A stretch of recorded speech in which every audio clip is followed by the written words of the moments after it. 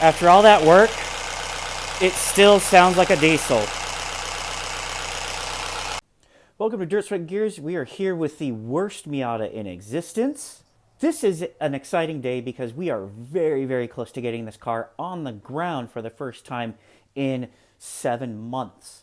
If you've been watching my videos, you probably know that I've done pretty much everything to the engine here, and I still have a lot of work left to do, but I am very close to getting this thing on the ground so I could take it to the smog shop, complete the registration, and legally drive this thing, although I really don't want to actually drive it because it's really sketchy still.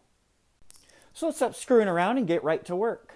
While I really did want to start and run this car for a while today, I ran into a couple of issues that need to be addressed before I'm just comfortable running it.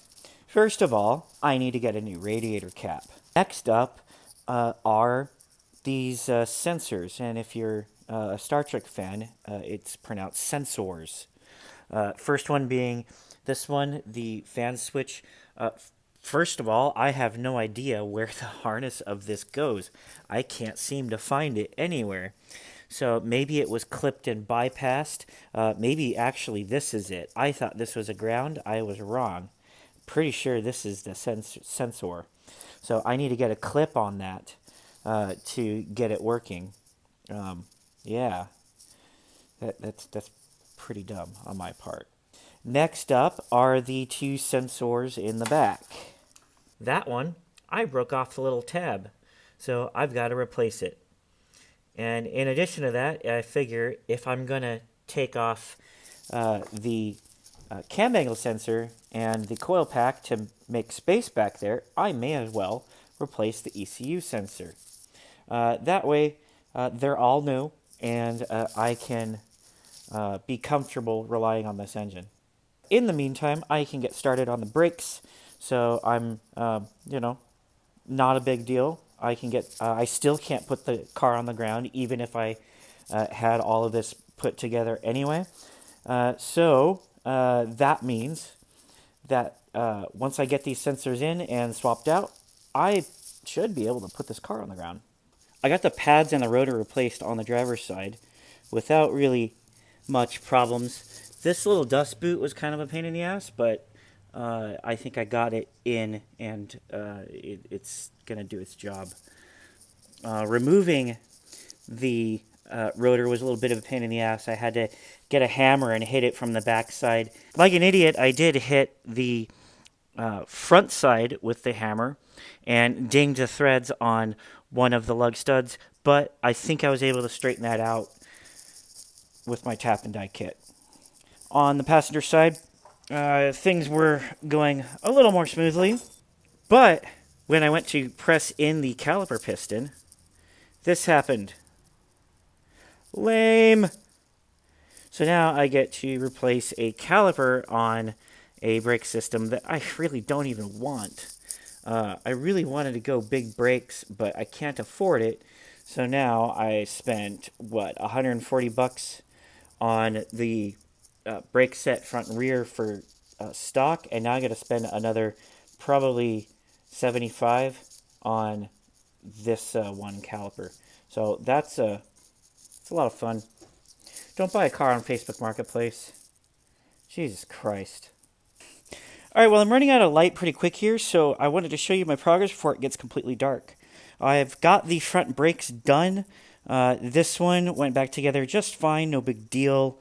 I was able to keep the same caliper, steel braided lines, which is pretty cool. On the other side, I did have that leaking caliper, so I had to replace it.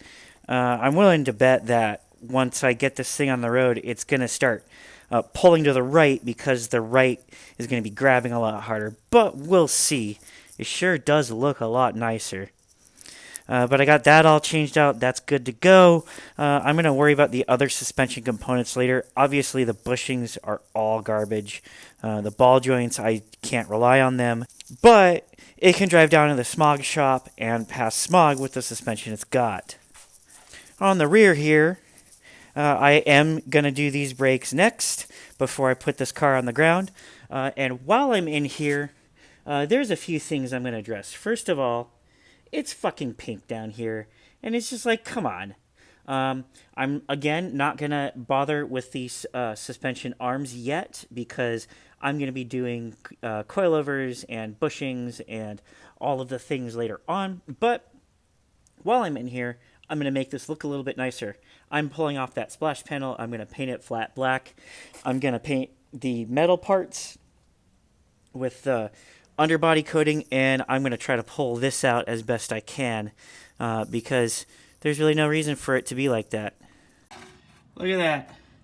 Even the spider webs are painted pink. Well, I think it's time to call it a night. Take a look at this. This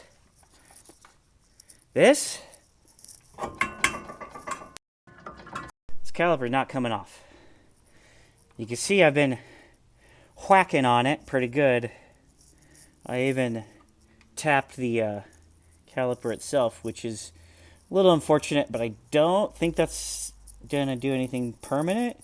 I'm just trying to fight the pad itself. I just sprayed some WD-40 on it. I might just call it a night, let this WD-40 work its magic, and hopefully, holy shit. The things this car throws at me, like, my God. I did get the brake line replaced. That wasn't too bad at all. Well, I wasted an entire morning looking for a plug to fit this sensor and came up blank. I even went down to the local pick your part. There wasn't a single Mazda in the entire lot. This is the closest fit I could find. It came off of a Honda, but you can't see it. But the connector is just too wide. This fits in snug, but the connector itself is too wide for this tiny little nub that's in here. But I did find something when I came home.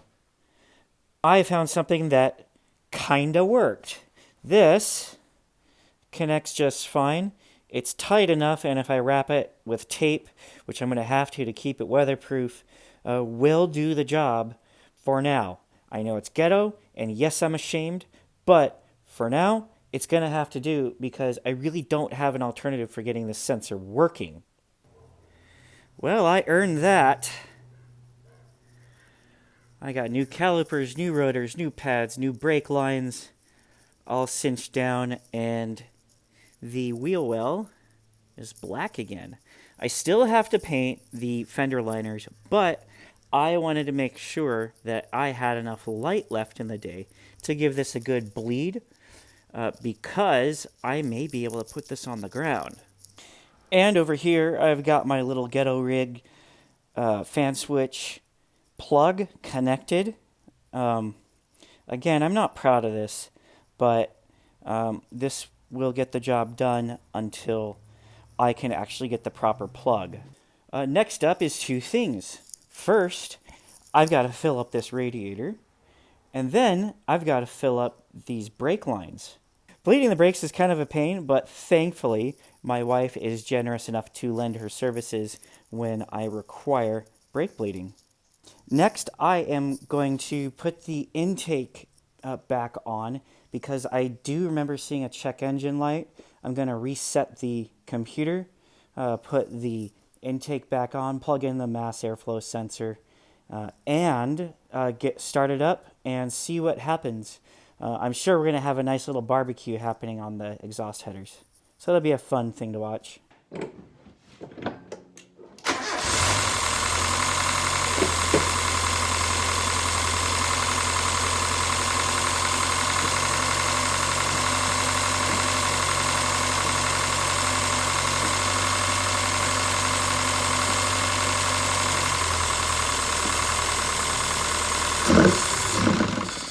Really?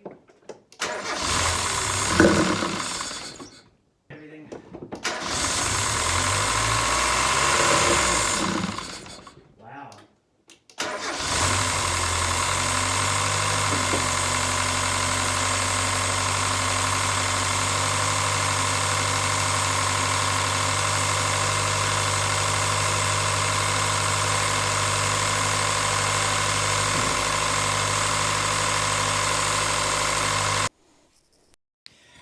enough for now.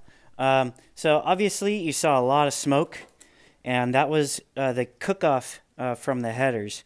As you can see, there's still a lot of stuff cooking off of the oxygen sensor. I may have to replace this O2 sensor. I don't think so, though. It didn't throw a light for the O2 sensor until the connection fell off. So I think the sensor itself is still good. You also heard a bit of a surging idle. There's one of two possibilities, each of which I would totally not be surprised at. First of all, there may be some air in the coolant lines. I did not make much effort to burp the system. So, but since the car is warmed up, I am not going to pop this cap until it cools off. So once the car cools off, I can pop the cap, run it again, and try to get more air out of the system. There's also this thing right here, which is probably connected to that system, the fast idle valve system. This connects where you see both of these connections. This is from the intake manifold to the intake charge tube. I need to get a hose for that. It's not that big of a deal. I have found a hose that will fit, but this is an old hose, and it is filled with block sealer. So I am not going to use this hose, but I am going to take this hose down to AutoZone to get a fitment on it. It is a little short on this long side here, but that's not a big deal. I can just find something that has a bend like it that is close enough to this same size, and I can squeeze it on there, no big deal, because I need to get a radiator cap anyway. Come a long way with this car. I'm very, very happy with it. The brakes are done. The brake pedal feels fine. It doesn't feel amazing, but these are stock brakes, so I'm really not expecting too much. But this is great progress. And if I can get it idling and, responding with the throttle correctly, I will put the wheels on and get this thing back on the ground. I don't know why I'm surprised. He actually painted inside the gas filler.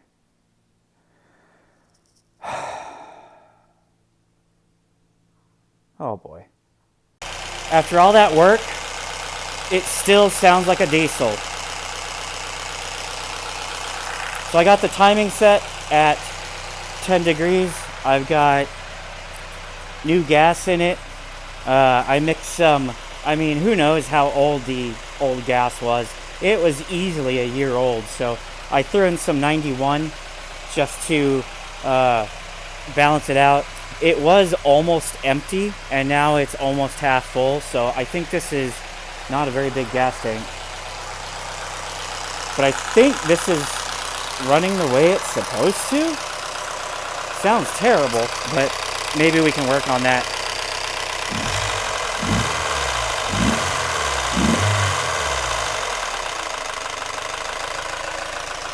Ugh. It really sounds like a diesel engine.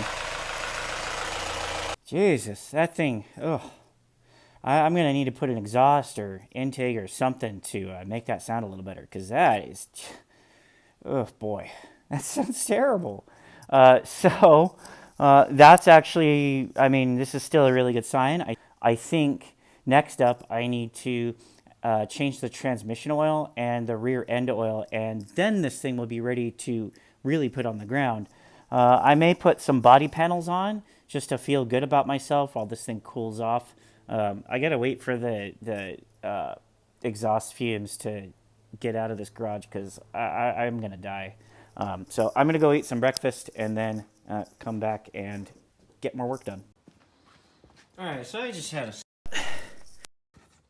the floor underneath this car is pretty disgusting. It's just not a place I want to be. So I'm gonna throw the wheels back on just the way it is, with all of the missing panels. I'm going to pull the car out, clean the floor, and bring the car back in. Car's on the ground for the first time in a very long time.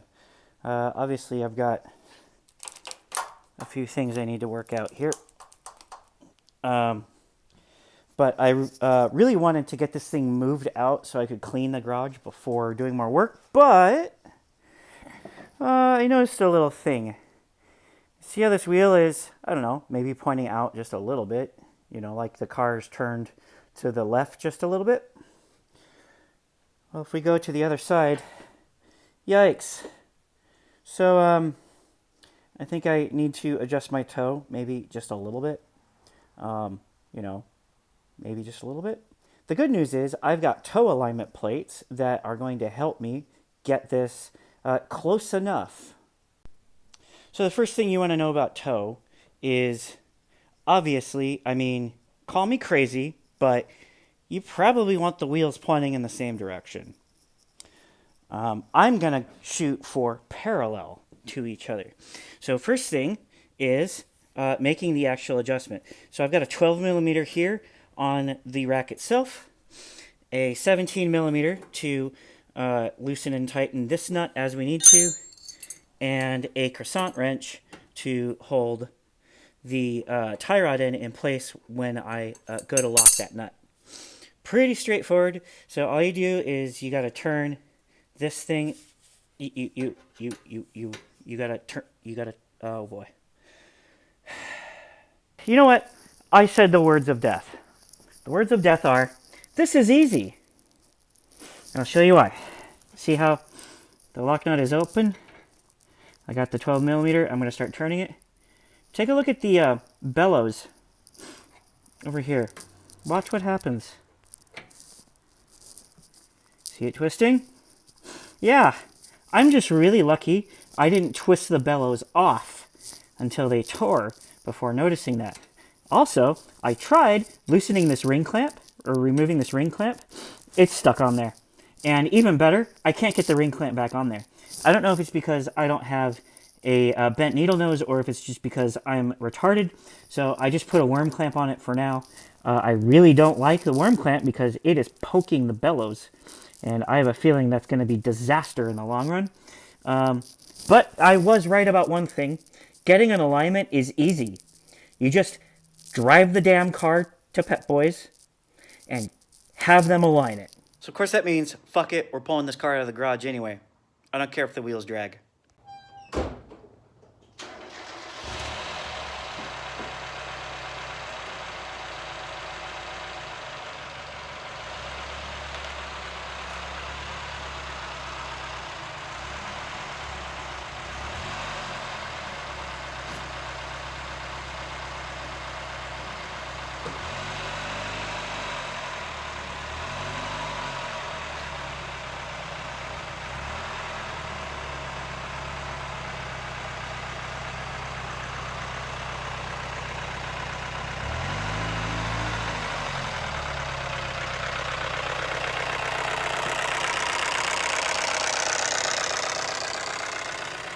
All right, well, that's going to cap off this video. I will see you next time for another dose of masochism.